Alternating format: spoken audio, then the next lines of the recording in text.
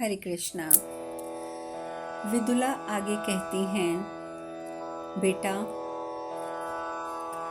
आज क्या भोजन होगा। इस प्रकार की चिंता में पड़े हुए दरिद्रों के जो लोग हैं वे हमारे शत्रुओं को प्राप्त हों और सर्वत्र सम्मानित होने वाले पुण्यात्मा पुरुषों के जो लोग हैं उनमें हमारे हितैषी सुहृदय पधारें। संजय भृत्यहीन दूसरों के अन्न पर जीने वाला दीन दुर्बल मनुष्यों की वृत्ति का अनुसरण ना कर। तात जैसे सब प्राणियों की जीविका मेघ के अधीन है, जैसे सब देवता इंद्र के आश्रित होकर जीवन धारण करते हैं, उसी प्रकार ब्राह्मण तथा हितैषी सुहृदय तेरे सहारे जीवन निर्वाह करें। संजय पके फल वाले वृक्ष के समान जिस पुरुष का आश्रय लेकर सब प्राणी जीविका चलाते हैं उसी का जीवन सार्थक है। जैसे इंद्र के पराक्रम से सब देवता सुखी रहते हैं, उसी प्रकार जिस शूरवीर पुरुष के बल और पुरुषार्थ से उसके भाई बंधु सुखपूर्वक उन्नति करते हैं, इस संसार में उसी का जीवन श्रेष्ठ है। जो मनुष्य अपने बाहुबल का आश्रय लेकर उत्कृष्ट जीवन व्यतीत करता है, वही इस लोक में उत्तम कीर्ति और परलोक में शुभ गति पाता है। इस प्रकार उद्योग पर्व के अंतर्गत भगवान उद्यान पर्व में विदुला का अपने पुत्र को उपदेश विषयक 133वां अध्याय पूर्ण हुआ। विदुला आगे कहती हैं, संजय यदि तू इस दशा में पौरुष को छोड़ देने की इच्छा करता है तो शीघ्र ही नीच पुरुषों के मार्ग पर जा पहुंचेगा। जो क्षत्रिय अपने जीवन के लोभ से यथाशक्ति पराक्रम प्रकट करके अपने तेज का परिचय नहीं देता है, उसे सब लोग चोर ही मानते हैं। जैसे मरणासन पुरुष को कोई दवा भी लागू नहीं होती, उसी प्रकार ये युक्ति युक्त गुणकारी और सार्थक वचन भी तेरे हृदय तक पहुंच नहीं पाते हैं। ये कितने दुख की बात है। देख, सिंधु राज की प्रजा उससे संतुष्ट नहीं है, तथापि तेरी दुर्बलता के कारण कर्तव्य विमूढ़ हो उदासीन बैठी हुई और सिंधु राज पर विपत्तियों के आने की बाट जो रही है। दूसरे राजा भी तेरे पुरुषार्थ को देखकर इधर उधर से विशेष चेष्टा पूर्वक सहायक साधनों की वृद्धि करके सिंधु राज के शत्रु हो सकते हैं। तू उन सब के साथ मैत्री करके यथा समय अपने शत्रु सिंधु राज पर विपत्ति आने की प्रतीक्षा करता हुआ पर्वतों की दुर्गम गुफा में विचरता रहे, क्योंकि ये सिंधु राज कोई अजर अमर तो है नहीं। तेरा नाम तो संजय है, परंतु तुझ में इस नाम के अनुसार गुण मैं नहीं देख रही हूँ बेटा। युद्ध में विजय प्राप्त करके अपना नाम सार्थक कर, व्यर्थ संजय नाम का धारण ना कर। जब तू बालक था उस समय एक उत्तम दृष्टि वाले परम बुद्धिमान ब्राह्मण ने तेरे विषय में कहा था कि ये महान संकट में पड़कर भी पुनः वृद्धि को प्राप्त होगा। उस ब्राह्मण की बात को याद करके मैं ये आशा करती हूँ कि तेरी विजय होगी। तात, इसीलिए मैं तुझसे बार बार कहती हूँ और यही कहती भी रहूंगी। जिसके प्रयोजन की सिद्धि होने पर उससे संबंध रखने वाले दूसरे लोग भी संतुष्ट एवं उन्नति को प्राप्त होते हैं, नीति मार्ग पर चलकर अर्थ सिद्धि के लिए प्रयत्न करने वाले उस पुरुष को निश्चय ही अपने अभीष्ट की सिद्धि होती है। संजय, युद्ध में हमारे पूर्वजों का अथवा मेरा कोई लाभ या हानि, युद्ध करना क्षत्रियों का धर्म है, ऐसा समझकर उसी में मन लगा, युद्ध बंद ना कर। जहां आज के लिए और कल सवेरे के लिए भी भोजन दिखाई नहीं देता, उससे बढ़कर महान पाप पूर्ण कोई दूसरी अवस्था नहीं होती है, ऐसा शंबरासुर का कथन है। जिसका नाम दरिद्रता है, उसे पति और पुत्र के वध की भी से भी अधिक दुखदायक बताया गया है। दरिद्रता मनुष्य का समानार्थ का शब्द है, मनुष्य की मृत्यु का समानार्थ का शब्द है। मैं उच्च कुल में उत्पन्न हो हंसी की भांति एक सरोवर से दूसरे सरोवर में आई और इस राज्य स्वामिनी समस्त कल्याणमय साधनों से संपन्न तथा पतिदेव के परम आदर की पात्र हुई। पूर्व काल में मेरे सुहृदयों ने जब मुझे सगे संबंधियों के बीच बहुमूल्य हार एवं आभूषणों से विभूषित तथा परम सुंदर वस्त्रों से आच्छादित देखा, तब उन्हें बड़ा हर्ष हुआ। संजय, अब जिस समय तू मुझे और अपनी पत्नी को चिंता के कारण अत्यंत दुर्बल देखेगा, उस समय तुझे जीवित रहने की इच्छा नहीं होगी। जब सेवा का काम करने वाले दास, भरण पोषण पाने वाले कुटुंबी, आचार्य, ऋत्विक तथा पुरोहित जीविका के अभाव में हमें छोड़कर जाने लगेंगे, उस समय उन्हें देखकर तुझे जीवन धारण करने का कोई प्रयोजन दिखाई नहीं देगा। यदि पहले के समान आज भी मैं तेरे यश की वृद्धि करने वाले प्रशंसनीय कर्मों को नहीं देखूंगी, तो मेरे हृदय को क्या शांति मिलेगी? यदि किसी ब्राह्मण के मांगने पर मैं उसकी अभीष्ट वस्तु के लिए नहीं कह दूंगी, तो उस दिन मेरा हृदय विदीर्ण हो जाएगा। आज तक मैंने या मेरे पति देव ने किसी ब्राह्मण को ना नहीं कहा है। हम सदा लोगों के आश्रय दाता रहे हैं, दूसरों पर आश्रित कभी नहीं रहे, परंतु अब यदि दूसरों का आश्रय लेकर जीवन धारण करना पड़े, तो मैं ऐसे जीवन का परित्याग ही कर दूंगी। बेटा, अपार समुद्र में डूबते हुए हम लोगों को तू पार लगाने वाला हो। नौका वहीन अगाध जलराशि महान संकट में तू हमारे लिए नौका हो जा। हमारे लिए जो कोई स्थान नहीं रह गया है, तू स्थान बन जा। हम मृत्यु प्राय हो रहे हैं, तू हमें जीवन दान कर। यदि तुझे जीवन के प्रति अधिक आसक्ति ना हो, तो तू अपने सभी शत्रुओं को परास्त कर सकता है, और यदि इस प्रकार विषादग्रस्त एवं हतोत्साह होकर ऐसी कायरों की वृत्ति अपना रहा है, तो तुझे इस पापपूर्ण जीविका को त्याग देना चाहिए। एक शत्रु का वध करने से ही शूरवीर पुरुष संपूर्ण विश्व में विख्यात हो जाता है। देवराज इंद्र केवल वृतासुर का वध करके ही महेंद्र नाम से प्रसिद्ध हो गए थे। उन्हें रहने के लिए इंद्र भवन प्राप्त हुआ था, और वे तीनों लोकों के अधीश्वर हो गए थे। वीर पुरुष युद्ध में अपना नाम सुनाकर कवचधारी शत्रुओं को ललकार कर, सेना के अग्रभाग को खदेड़ कर, अथवा शत्रु पक्ष में किसी श्रेष्ठ पुरुष का वध करके जब भी उत्तम युद्ध के द्वारा महान यश प्राप्त कर लेता है, तभी उसके शत्रु व्यथित होते और उसके सामने मस्तक को झुकाते हैं। कायर मनुष्य विवश होकर युद्ध में अपने शरीर का त्याग करके युद्ध कुशल शूरवीर को संपूर्ण मनोरथों की पूर्ति करने वाली अपनी समृद्धियों द्वारा तृप्त करते हैं। जिसका भयानक रूप से पतन हुआ है, वह राज्य प्राप्त हो जाए या जीवन ही संकट में पड़ जाए, किसी भी दशा में अपने हाथ में आए हुए शत्रु को श्रेष्ठ पुरुष शेष नहीं रहने देते हैं। युद्ध को स्वर्ग द्वार के सदृश उत्तम गति तथा अमृत के सदृश राज्य की प्राप्ति का एकमात्र मार्ग मानकर तू जलते हुए काठ की भांति शत्रुओं पर टूट पड़। राजन, तू युद्ध में शत्रुओं को मार और अपने धर्म का पालन कर।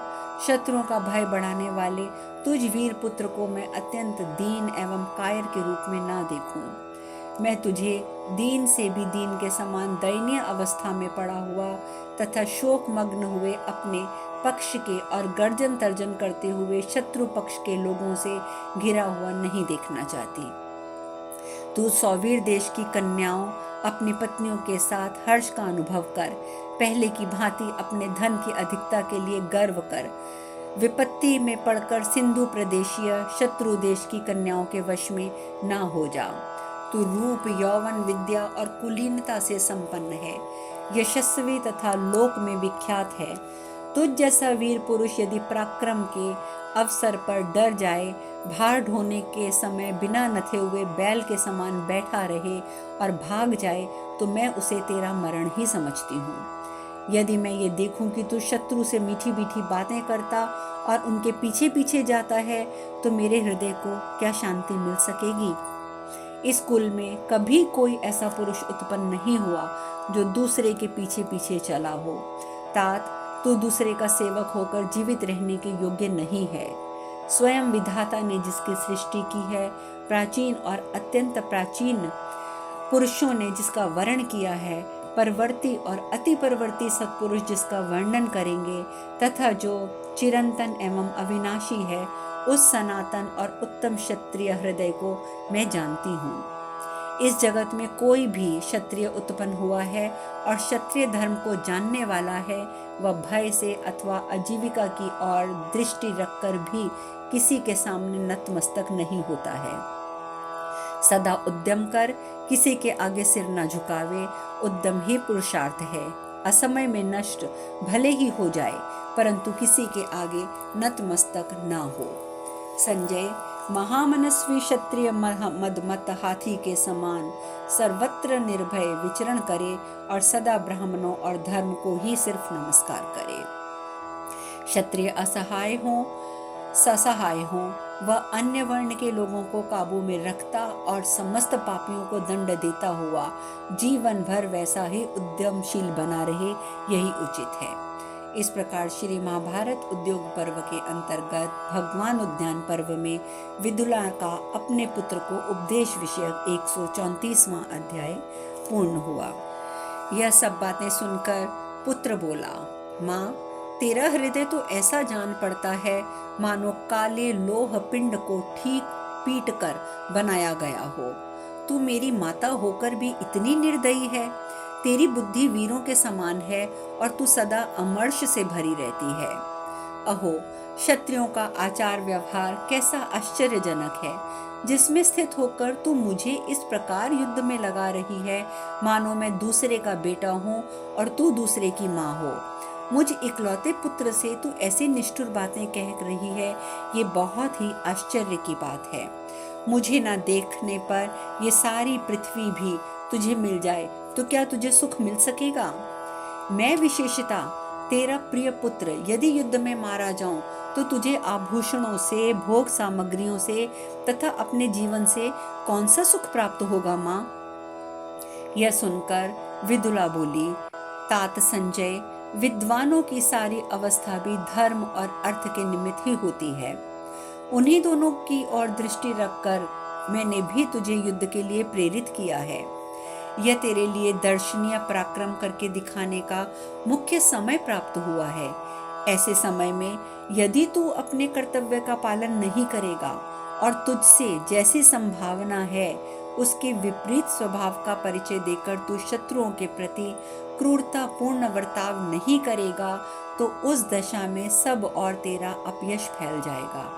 संजय, ऐसे अवसर पर भी यदि मैं तुझे कुछ ना कहूँ तो मेरा ये वात्सल्य गदही के स्नेह के समान शक्तिहीन और निरर्थक होगा।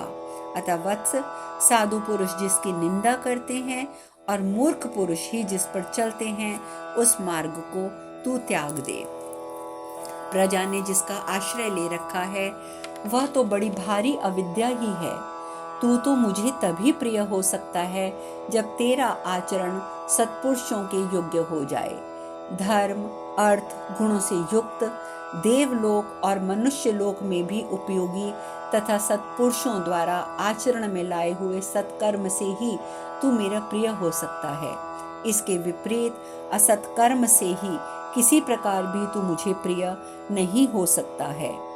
बेटा, जो इस प्रकार विनय शून्य एवं अशिक्षित पौत्र से हर्ष को प्राप्त होता है तथा उद्योग रहित दुर्विनीत और दुर्बुद्धि पुत्र से सुख मानता है, उसका संतान उत्पादन व्यर्थ है, क्योंकि वे अयोग्य पुत्र पौत्र पहले तो कर्म ही नहीं करते हैं और यदि करते हैं तो निंदित कर्म करते हैं।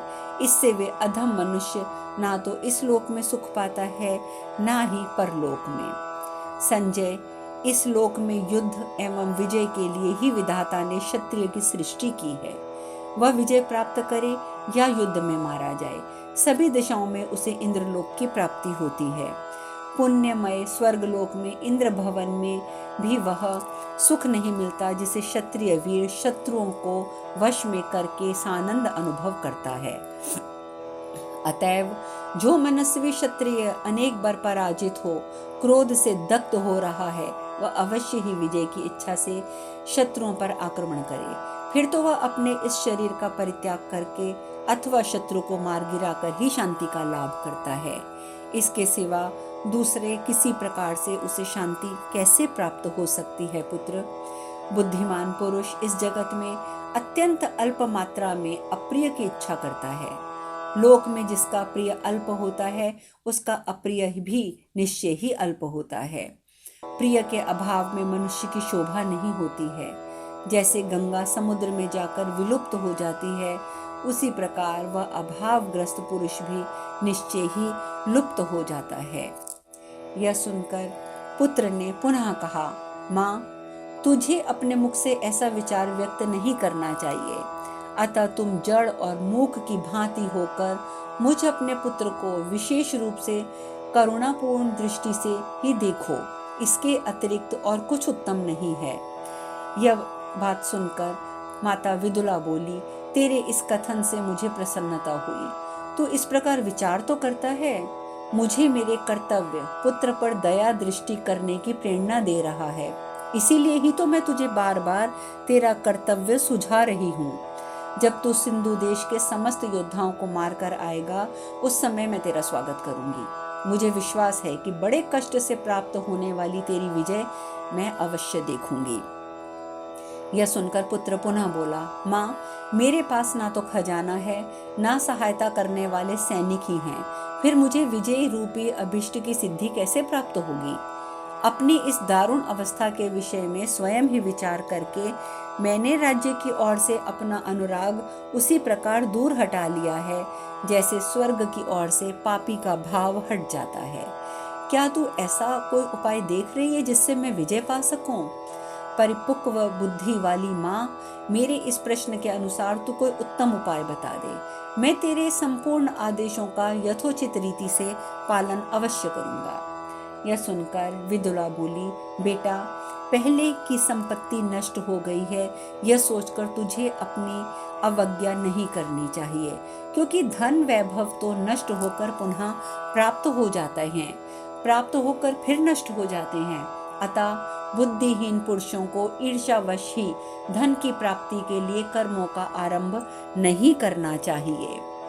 तात सभी कर्मों में फल में सदा अनित्यता ही रहती है। अब शेष कथा कल। हरे कृष्णा।